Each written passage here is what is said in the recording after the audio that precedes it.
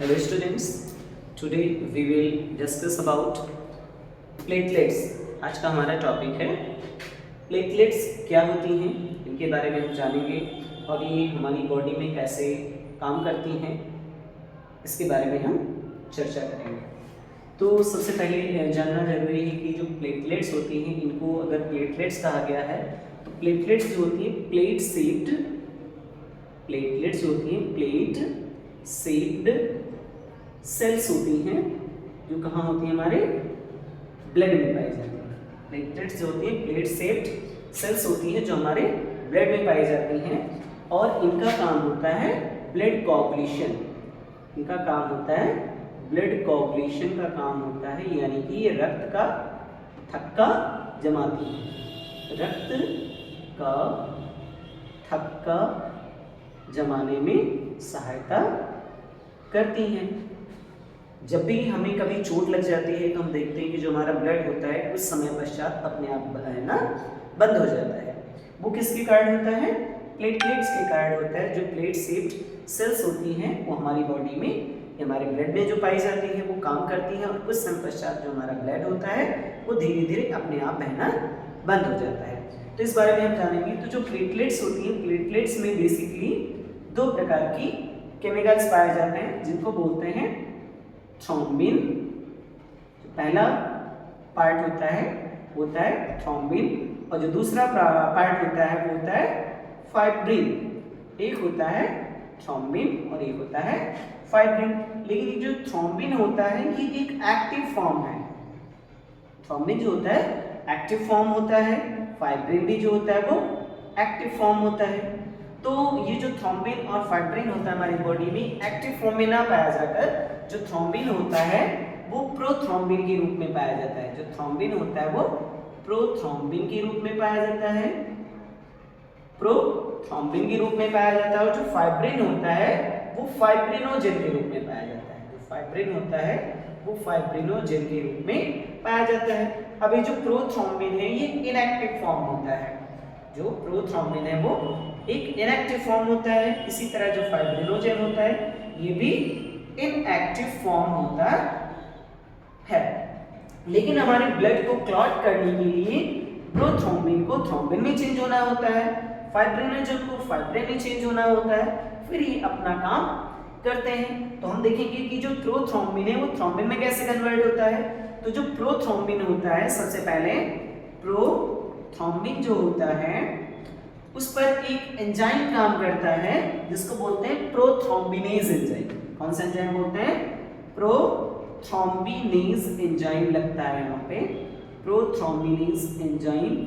और ये जो प्रोथ्रोम्बिनेज एंजाइम होता है ये काम करता है कैल्शियम आयन की अवेलेबिलिटी में, यानी कि जो हमारी बॉडी में या ब्लड में कैल्शियम आयन होता है, Ca2+ आयन होता है, वो प्रोथ्रोम्बिनेज एंजाइम के साथ प्रोथ्रोम्बिन पर काम करता है और इस प्रोथ्रोम्बिन एंजाइम को थ्रोम्बिन में कन्वर्ट कर देता है।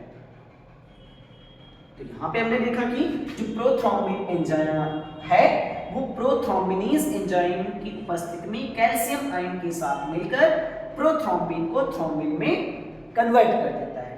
अब बारी आती है कि जो प्रोथ्रोम्बिन बना, प्रोथ्रोम्बिन से थ्रोम्बिन एंजाइम बना या थ्रोम्बिन बना, ये क्या काम करेगा? तो जो थ्रोम्बिन होता है वो किस पर काम करता है? फाइब्रिनोजेन पे काम करता है। तो ये जो थ्रोम्बिन है वो किस पर वर्क करेगा? फाइब्रिनोजेन पर काम करेगा। तो अब हम देखेंगे कि जो थ्रोम्बिन है फाइब्रिनोजेन को किस प्रकार चेंज करता है। तो जो फाइब्रिनोजेन होता है, फाइब्रिनोजेन होता है उस पर काम करता है ये जो थ्रोम्बिन बना। फाइब्रिनोजेन को फाइब्रिन में कन्वर्ट करने का काम कौन करेगा? थ्रोम्बिन एंजाइम करेगा। तो जो थ्रोम्बिन होता है जो कहां से बना? प्रोथ्रोम्बिनेज से बना। प्रोथ्रोम्बिनेज से बनने वाला थ्रोम्बिन होता है वो काम करेगा फाइब्रिनोजेन पर और इस तरह से फाइब्रिनोजेन पर काम कर रहा है थ्रोम्बिन। तो फाइब्रिनोजेन को थ्रोम्बिन क्या करेगा? बदल देता है फाइब्रिन में।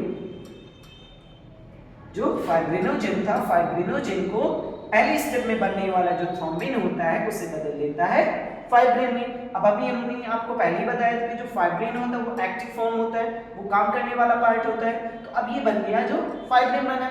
अब ये फाइब्रिन क्या करता है, हमारे ब्लड पर काम करेगा, ब्लड कोगुलेशन फैक्टर की तरह काम करेगा और ब्लड का कोगुलेशन करेगा, यानी कि हमारा जो ब्लड है, ब्लीडिंग हो रही है, रक्त का थक्का जमाने में हेल्प करेगा।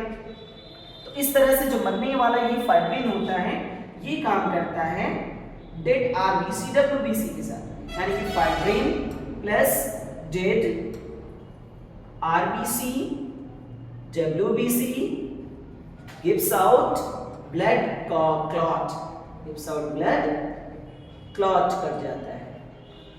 यानी कि आपने इस तरह से देखा कि जो फाइब्रिन होता है वो डेड आरबीसी डब्ल्यूबीसी के साथ एक्ट करता है, यानी कि उनको ब्लड में से इकट्ठा करता है और हमारे ब्लड को क्लॉट कर देता है, यानी कि रक्त का थक्का जमा देता है। तो इस सेशन में हमने सीखा कि जो प्लेटलेट्स होती हैं, एक बार समराइज कर लेते हैं। प्लेट सेल्स होती हैं जो हमारे ब्लड में पाई जाती हैं, यानी कि जो ब्लड का हमारा एलिमेंटल पार्ट होता है उसमें पाया जाता है। यानी कि जो हमारा ब्लड होता है उसमें दो चीजें होती हैं, एक ब्लड वाला भाग होता है, रक्त वाला भाग होता है, तो यानी कि प्लाज्मा, एक प्लाज्मा होता है, दूसरा एलिमेंटल चीजें होती हैं या सेल्स वाली पार्ट होता है। तो जो प्लेटलेट है वो भी उसी का पार्ट है, एलिमेंटल पार्ट में आता है और इस तरह से ब्लड क्लॉट कराने का काम करता है, ब्लड का कोगुलेशन कराता है। पहली चीज बताइए थ्रोम्बिन ये एक्टिव पार्ट होता है जो प्रोथ्रोम्बिन के रूप में हमारी बॉडी में पाया जाता है, यानी कि हमारे ब्लड में पाया जाता है।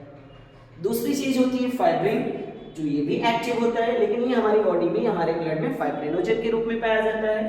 जब भी प्रोथ्रोम्बिन को काम करना होता है, जो प्रोथ्रोम्बिन होता है वो प्रोथ्रोम्बिनेज एंजाइम की अवेलेबिलिटी में कैल्शियम आयन के साथ मिलकर थ्रोम्बिन में कन्वर्ट हो जाता है, जो एक्टिव फॉर्म होता है। अब ये जो थ्रोम्बिन होता है फाइब्रिनोजेन पे काम करता है और फाइब्रिनोजेन थ्रोम्बिन एंजाइम की अवेलेबिलिटी में फाइब्रिन में कन्वर्ट हो जाता है और इस तरह से जो बनने वाला फाइब्रिन होता है वो डेड आरबीसी डब्ल्यूबीसी और चीजों के साथ मिलकर ब्लड को क्लॉट करा देती है और जो ब्लड होता है वो बहना बंद हो जाता है और इस तरह से किसी भी व्यक्ति की जान बच जाती है। धन्यवाद।